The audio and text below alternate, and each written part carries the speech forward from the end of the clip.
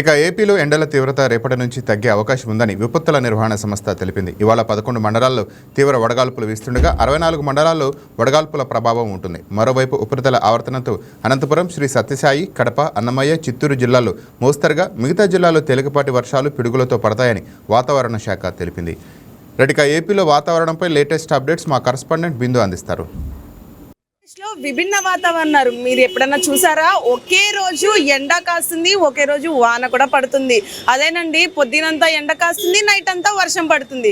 ఇది ఎక్కడా చూడలేనంత విభిన్న వాతావరణం ఆంధ్రప్రదేశ్లో మొట్టమొదటిసారి చూస్తున్నాము. పగలంతా ఎండ తీవ్రతతో, వడదెబ్బలతో ప్రజలు ఇబ్బంది పడుతున్నారు. నైట్ అయితే మొత్తం రాష్ట్రం అంతా చల్లబరుస్తుంది.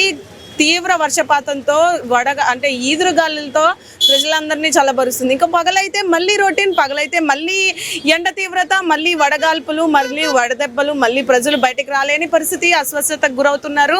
మళ్ళీ నైట్ అయితే అదే విధంగా చల్లబడుతుంది. అయితే ఈ నేపథ్యంలో ఐఎండీ కూడా ముఖ్యమైన సూచనలు జారీ చేసింది. ఎందుకంటే ఇంత విభిన్న వాతావరణాలు మరెప్పుడు చూడలేనంత విధంగా అయితే వస్తున్నాయి కాబట్టి దానికి సంబంధించి కూడా పూర్తిగా హెచ్చరికలు జారీ చేసింది. దీనికి ప్రజలందరూ సిద్ధమై ఉండాలి. ఎందుకంటే రెండు వాతావరణాలని ప్రజలు ఈ నేపథ్యంలో అలవర్చుకుంటున్నారు. అదేవిధంగా ఈ రెండు వాతావరణాలని తీసుకోవాలంటే వారికి కూడా కొంచెం సమయం అనేది పడుతుంది. కాబట్టి దీనికి సంబంధించిన జాగ్రత్తలు కూడా తీసుకోవాలన్నారు. పగలంతా కూడా ఎండ తీవ్రతతో ఇళ్లలో ఉంటున్న వారందరూ కూడా జాగ్రత్తలు తీసుకోవాలి. అదేవిధంగా నైట్ ఎప్పుడైతే ఈ వడగాల్పులు కానీ, ఎదురుగాలు కానీ దాదాపు 5 రోజుల వరకు, రోహిణి కార్తె అయ్యే వరకు ఇదే విధంగా కొనసాగుతుంది. కానీ దానికి సంబంధించి కూడా శిథిలావస్థలో ఉన్న బిల్డింగుల దగ్గర కానీ, చెట్ల దగ్గర పూర్తిగా ఎవరు వెళ్ళొద్దని కూడా చెప్పారు. ఇంకా దేవాలయాలకు వెళ్లే వాళ్ళు కూడా ముఖ్యమైన సూచనలు తీసుకొని ముఖ్యమైన ఆదేశాల ప్రకారం వెళ్ళాలని కూడా ఐఎండీ సూచించింది. అయితే ఈ నేపథ్యంలో పూర్తిగా ఈ వాతావరణానికి సంబంధించి ప్రజలందరూ అలవర్చుకోవడానికి కూడా కొంచెం అయితే టైం పడుతుందని చెప్పుకోవచ్చు. ఎందుకంటే